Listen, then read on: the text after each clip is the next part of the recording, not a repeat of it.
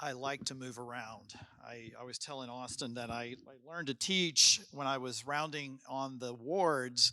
And when you teach on the wards, you teach in small groups at the bedside. You only have 5 or 6 people, and they're everybody from senior residents to junior residents to interns to third-year med students to fourth-year med students. And I didn't know if I was teaching unless I was looking them in the eye. So I'm going to be looking all of you in the eye right here because you're right here close to me. Um, okay, so tonight I want to go through technology. Technology is everywhere. We're all a little bit afraid of it to some extent. One of the things I like to say is that this is not technology. This is not technology, okay? It is a product of a way of thinking, and the way of thinking is a kind of technologic, a logic of techne, okay? So in a way, this is not a technology. This is the product of an activity, a product of a way of thinking. All right? And so I'm going to walk us through why it is that we find assessing technology so difficult, okay? So we find it hard to draw a line between what's acceptable technology and what is not acceptable technology. We think we can just take ethics, so we just build the tools, doesn't matter what the tool is, and we'll sprinkle a little ethics over the top of the tool, and we'll make it ethical by doing that, okay? It's a little simple-minded, given that the tools are very complex, and that the tools are also products of our way of thinking, okay? It might be that a certain naive ethic is already built into the tool even as we're building it, okay? So it's a little bit harder to assess technology because we think it's just this tool sitting over there and we can just sprinkle a little ethics over the top of it. So tonight I'm going to explain why it's so hard for us to control technology, as Father mentioned in his sermon tonight, why it's so hard for us to walk away from a tool, okay? And I'm going to make the case that technology is so close to us that it shapes us no matter what tools. And I'll explain that as we move along, okay? And I'll conclude by describing something about human culture, kind of drawing on this word kultus, and we'll talk about what that word means a little later, that might give us a proper orientation with regard to technology, okay? All right. So medicine and science and technology are all products of a culture, right? You go to the Soviet Union or the old Soviet Union, modern day Russia, you get a Russian medicine, right? You go to the United States, you're going to get an American-style medicine, right? So the medicine we get, the technologies we get are products of a culture, of a way of thinking, okay? So the tools that we get are a product of a way of thinking. When I do my own scholarship, I start with the tools sometimes, okay? And I look at the tools and the toys and the cultural practices that kind of come in, and I ask the question, given the medicine and science and technology that we have, okay, what would we have to believe about ourselves, okay, in order to think that we ought to create that tool, okay? So we look at the tool and we start to step back from it and say, what do we have to believe about ourselves in order for that tool to be something that's important for us to make, okay? In other words, I want to understand or diagnose what we understand ourselves to be given the technologies that we produce, okay? Now, sometimes we try to start from talking about the kind of thing that we are, right? So Homo sapiens, right? The wise animal. Right, that's the one. That's actually our name in the great tree of life. Right, is Homo sapiens. But people have asked the question, well, maybe we're not that. Maybe we're Homo faber.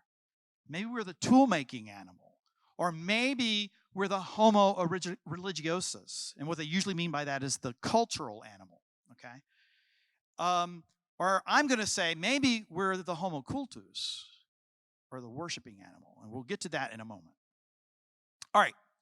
So the history of our way of thinking begins with this idea that we are rational animals, and that's actually one of the ways that philosophers are frequently define us, okay? So we're the rational animals. Our rational capacities are the crowning of our ability, right? You'll see this all over the tradition where people think like that, okay? Reason allows us to work out our problems, right? Intelligence is the gift of God that allows us to solve practical problems and to speculate beyond what our immediate sensory apparatus will give to us, right? So today, we take reason to be aimed at products, however, okay? And we think of the products of reason, we think of knowledge as a product of reason, okay? And I'm going to play with that idea a little later, okay? So, in fact, the tradition splits human reason into two different sectors. One is kind of instrumental reason or practical reason, reason that tries to do things in the world. And the other is more speculative reason, okay? It's moving beyond what it is that we can just do with our knowledge, okay? But we also think of reason as mostly a product, right? It's productive of tools, that's the practical side, and it's productive of knowledge. That's the way we now think about it, okay? We think about the products now. So if I asked you, where would you go to find science? You might point to a scientific textbook and say, that's science. And I would say, actually, no, that's a product of the scientific method, okay? It's not science itself. Science is what the scientists are doing, okay? It's not the product of what the scientist produces. In fact, a textbook is a work of philosophy. A scientific textbook is a work of philosophy because think of the hundreds upon thousands of experiments you would have to do to get one fact in that biological textbook, okay? And they have to take all of those products, all of those experiments, put them together and come up with a synthetic way of talking about the Golgi apparatus, for example, in a biology textbook, right? Thousands upon thousands of experiments, just to get one fact, okay, one product. But it's what the scientist is doing to get those facts is the most important feature of science. So in the West, we have tended to elevate speculative reason over practical reason, and I will say more about that as we move along. Now, going to do a little philosophy. This will be the most philosophical we'll get, I promise.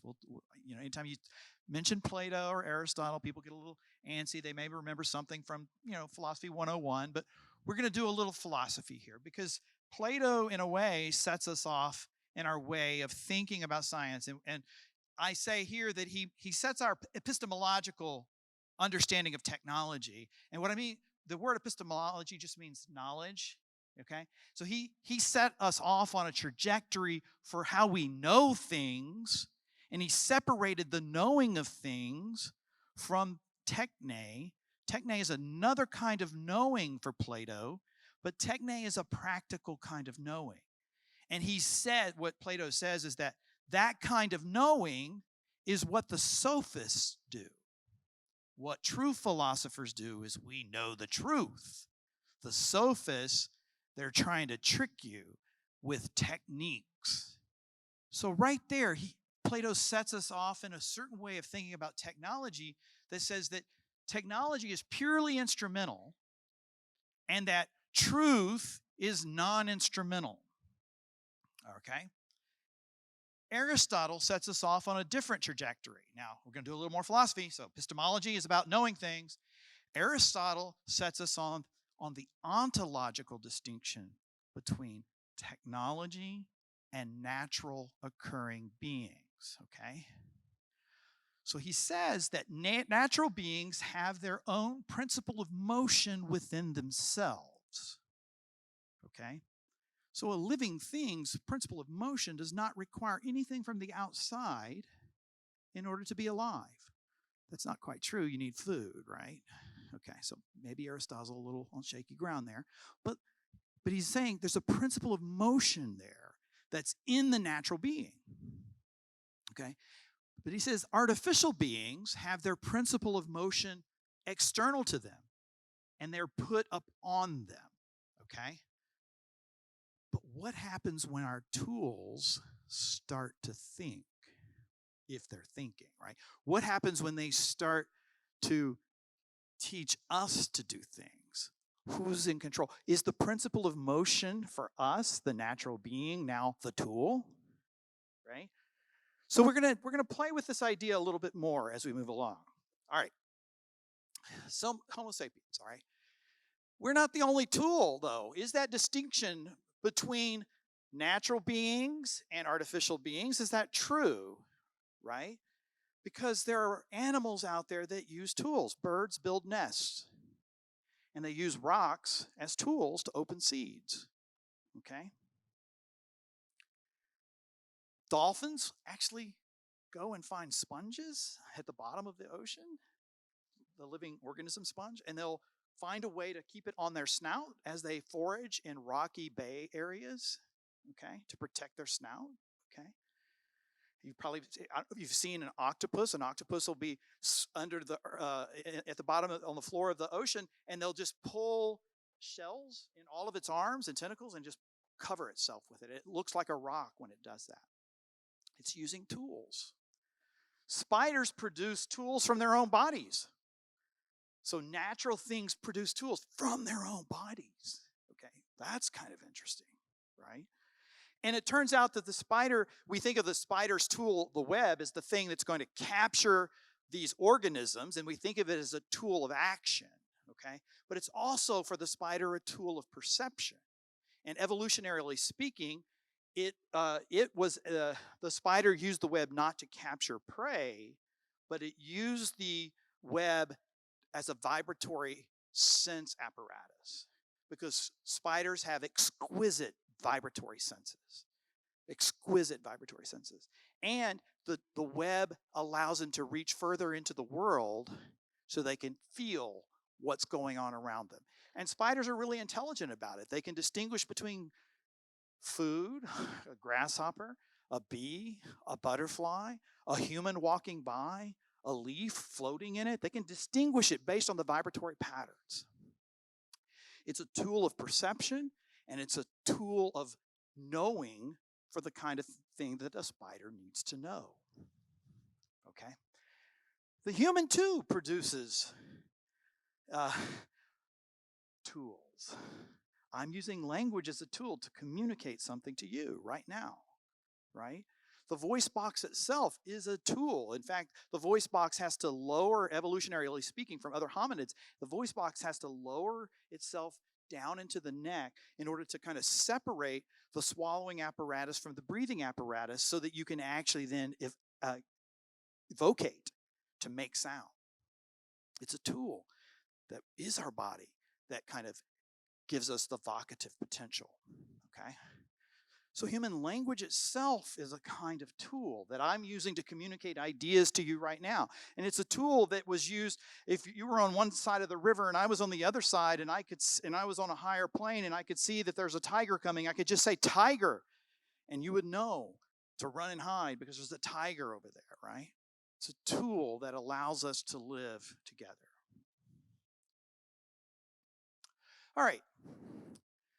So we tend to think that our big brains produce the tools, okay? But I'm beginning to sort of paint the picture that maybe it's the tools that allowed us to get our big brains, okay? And it turns out that hominids begin to develop thumbs, and the archaeological record shows tools showing up in hominid communities. These are pre-humans, hominid communities at the same time. This is before the brain pan has developed, okay? So early humans had thumbs, okay? They had tools in their villages, okay? They lived in community, and yet their brains were not fully developed. So evolutionarily speaking, it might have been that the tool, the ability to grab a stick and beat back prey, gave the potential for the frontal lobes to develop. And we see that later in evolutionary history, frontal lobes do begin to develop.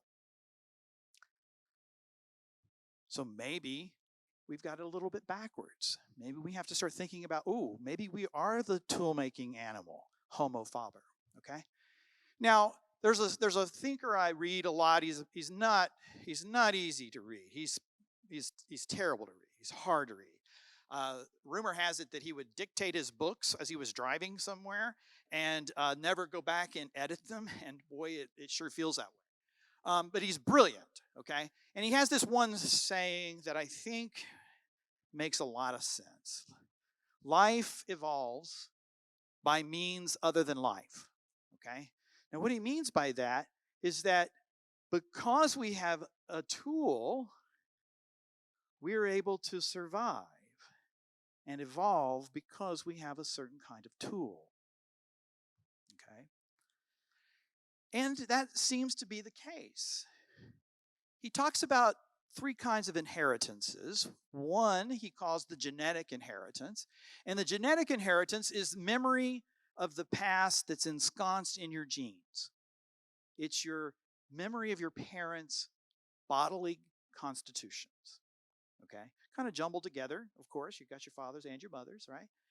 That's a kind of memory that you have. But there's also what he calls an epigenetic memory. And an epigenetic memory is the memory that you have when you learn something. You remember what happened to you yesterday. That's also part of your memory. That's also part of your inheritance, especially as you become a 25 or a 30-year-old person. All of the formation that went into making you who you are begins that early, right? So your epigenetic inheritance is the memories that you yourself have, right? But he talks about another kind of inheritance, an epiphylogenetic inheritance, okay? That is the memory of the group's past carried in its tools.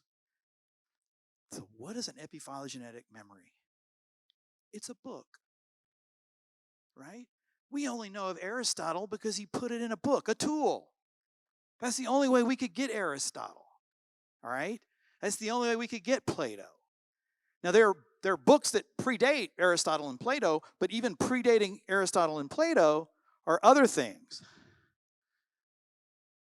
Epic poetry. What is epic poetry? The oral tradition. The reason it's kind of a pain to read the Old Testament is because it's the written version of something that was usually recited in a poetic way, or a history that has little mnemonic devices put into it, okay? Why can we remember things? Rhyme, meter, repetition, okay? And if you know anything about the Old Testament, you can even see it in the Psalms when you're praying them. It'll say one thing, it'll repeat it at the end, right? And if you listen to it in Hebrew, it will have a certain kind of meter to it. It'll have a rhyming pattern. And if you think about your own life, you'll remember things that have rhyme and meter to them. Okay? And so when I was studying physics, I could never remember the voltage equation. As simple as everything, but for some silly reason I could not get it into my head until someone said, "Twinkle, twinkle, little star, V is equal to IR. Voltage is equal to amperage times resistance." I know it now forever, okay? These little in med school, we had all these little mnemonic devices, these little rhyming schemes that would allow us to remember things. For the epic poetry of Homer or Virgil, they'd gather around the campfire or whatever, and they would recite their culture's story, the memory of the past, okay? And they would have what is written that thick, they would have all of it memorized, okay? We think we could never memorize all of that, but a human being did at one point, okay? It was because of the rhyme and the meter pattern that the oral tradition had. And you find cultural artifacts that grow up around epic poetry or the spoken voice. The amphitheater, for instance, right? Or the forum. You go to the forum, you've got all this limestone, or these marble buildings, right? And the voice just echoes off of it. And you can have public speeches in those kinds of settings. The culture kind of gathered around the memory-making device that is epic poetry. Okay? Oral tradition. There's a Jesuit named Walter Ong. You ought to read him. He's got a little book called Orality and Literacy. Fantastic book, pretty readable, not really hard philosophically. But he points this out, that there are different ways of reasoning in oral cultures. Oral culture's understanding of history is either circular, or in the case of the Hebrew people, it's a spiral. It's never fully repeated, right? Cycle of the seasons, the cycle of remembering, the cycle of the church year. These are all holdovers from our oral tradition. When we move to the printing press, he says, when we move to the printing press, he says, we start to think more linearly. Reason starts to look like a line. History is not imagined as a spiral anymore, but as a straight line. Okay? Once we get to writing, things change a little bit. And this dates really early in the Phaedrus. Plato is having a conversation with Phaedrus about a poem that Lysias has given. And he has it written down. And it's a big dialogue about what happens to memory once we lose the ability to write. Or once we lose the ability to memorize if we write everything down. What happens to memory is the question that Phaedrus is dealing with. So with writing, novel tools arise. Paper and pen, rock and chisel maybe first, right? And then other cultural artifacts rise up, like monastic houses that then have to write out all of these texts, okay? And they just sit there and write these texts all the time. The library is a very important thing when you get textual writing, because now you need a place to keep those very fragile tools so that you can constantly refer to them, right? Universities also begin to grow up, a few centuries later and kind of change the way society begins to be organized. And Ong argues that when writing happens, we become more linear in our thinking, okay? And memory starts to fade. Now, the printing press takes it to the next level. The printing press, a novel tool arises in which the printed word is just always the same. Always the same. It never changes. It's the repetition without any difference, okay? A spiraling way of thinking is a repetition with difference because it never arrives at the same thing. But a book is just a repeated thing. Every time you have it typeset, you're going to get the same page every time it's printed, right? And it gives us a sense that we have this meaning right there on the surface of the page, okay? And we see a shift in reading the scripture at this time from the old traditional way where you read it literally, allegorically, anagogically, or tropologically, okay? Allegory, it's just a tale to kind of remind you of something more important, right? Literal is just sort of like a literal thing that happened, right? Anagogical is like the understanding the end of the story. It's kind of what today we might call eschatological readings of Scripture. And tropological is the moral reading of Scripture. But the medievals also believed you could do that with nature. You had literal interpretations of nature. You had anagogical and tropological and allegorical readings of nature as well. So science, with the rise of the printing press, science begins to think it can read nature from the empirical surface, okay? So right there we see an analogy to the way we do reading of Scripture and the reading of nature. And I would argue that fundamentalisms, both biblical fundamentalism and scientific fundamentalism, come from this understanding. It's just right there on the surface. They're the same, they're a product of a certain way of reading, in other words. And this printing press is so important, even religion has to change. Even religion has to change. Because this is where the Protestant Reformation comes from, okay?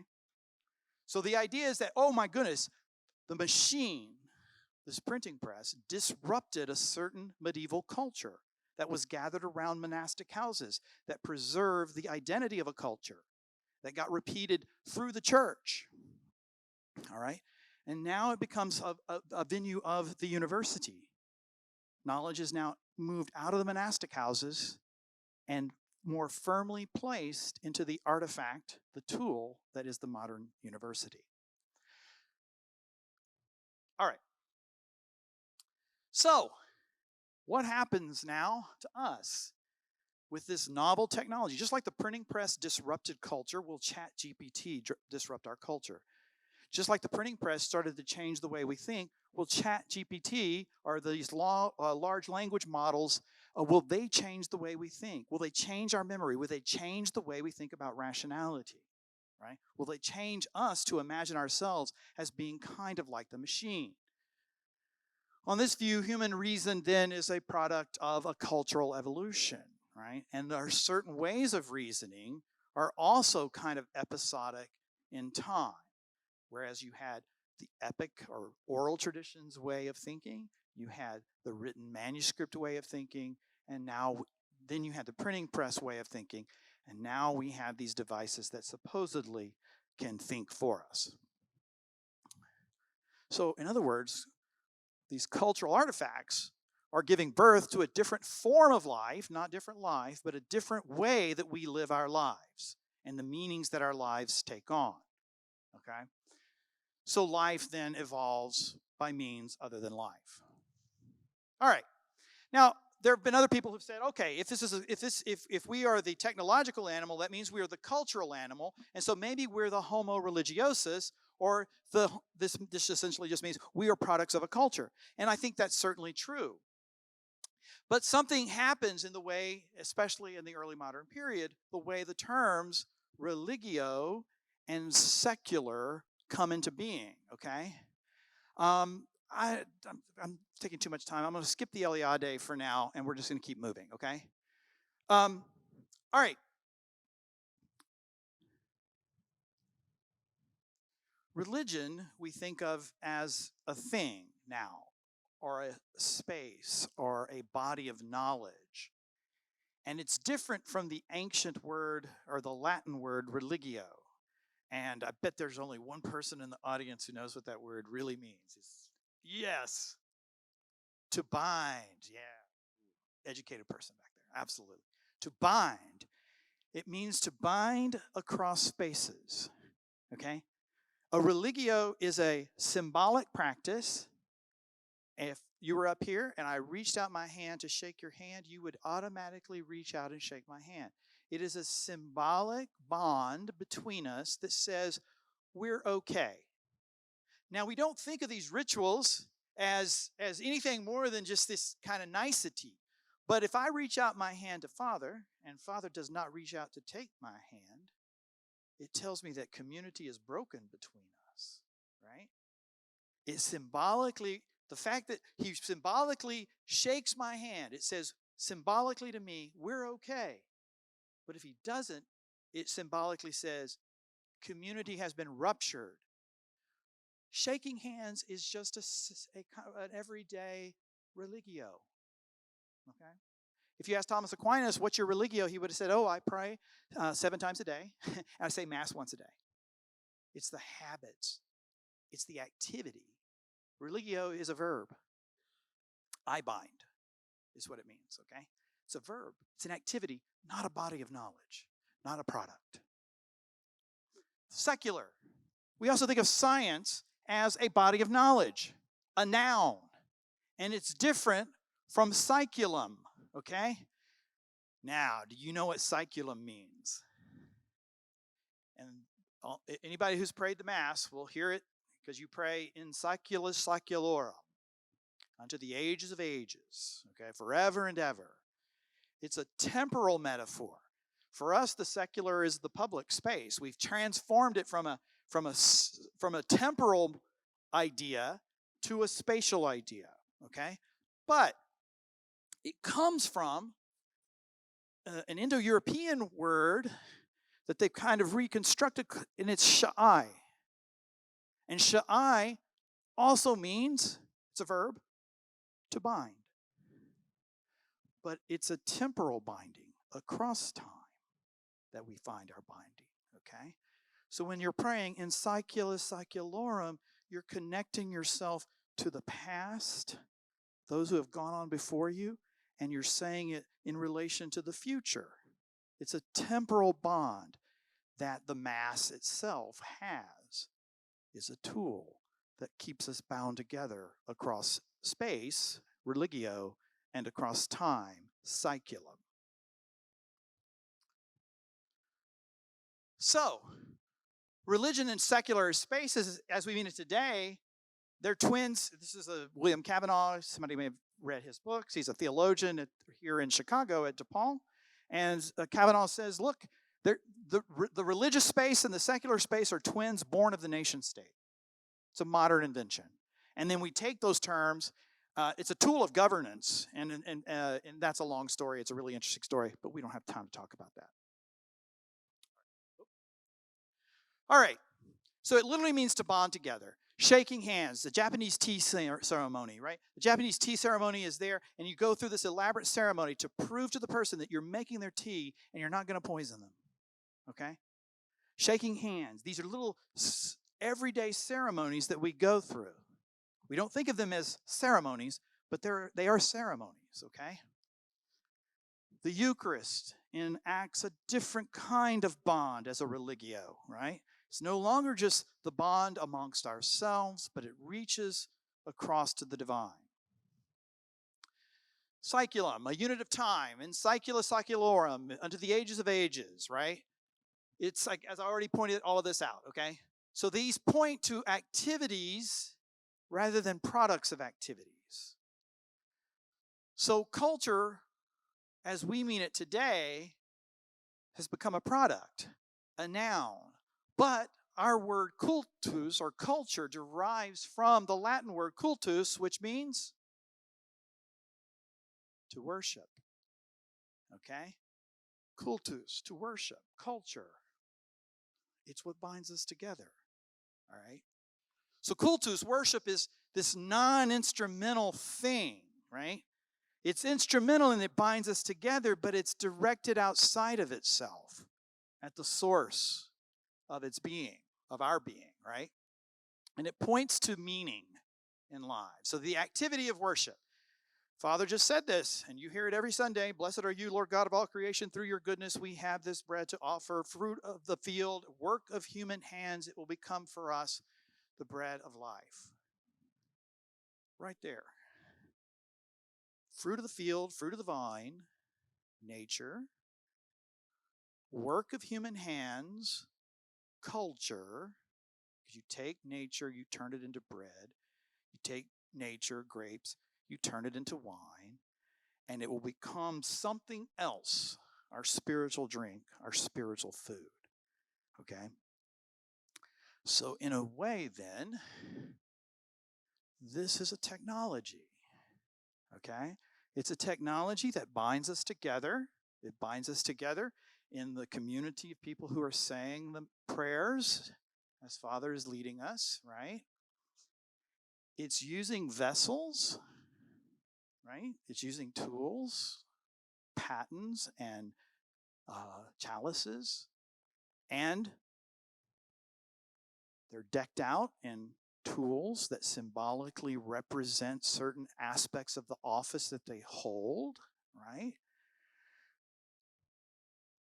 That bread, even that fruit of the field, humans have been cultivating wheat for millennia, okay? Humans have been cultivating grapes for millennia.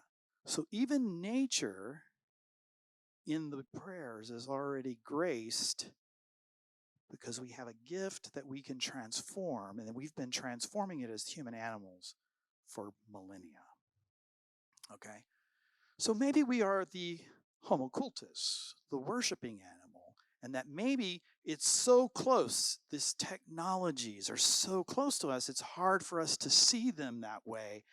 And I wonder if this is the kind of orientation we have to take with regard to all of the other tools. Because now this tool has to be put into some sort of relationship with these kinds of tools that bind us together, right? It gives us an orientation to know what to do with this. For those of us who practice medicine, it gives us an orientation to know how we can take care of people, right? So maybe then this is why it's so hard for us to look at to judge technology, is because it's so close, but we have to fundamentally see it in a different way. All right, so perhaps we should understand ourselves in this. Oh, one more thing. I want to point out one more thing. Yeah, that's not as interesting as what I'm going to say now. One more thing. We always talk about ourselves in terms of a technological metaphor. Do you remember what Plato calls us? He calls us the wax tablet. He imagines the soul as a wax tablet. John Locke imagines us as the blank slate, because that's the form of education he had to learn on, was the writing on a piece of chalk on a slate. Okay? The metaphors that we use, Freudian psychology, are for things like pressures and drives, blowing off steam, the steam engine. Okay? And today, we think of ourselves in terms of computers. And we think, oh, I have to process that. We start to imagine ourselves as algorithmic machines in the way that a tool is an algorithmic machine. But maybe this is the way we're supposed to imagine ourselves. And maybe that has to be our primary technological metaphor. I'll stop there.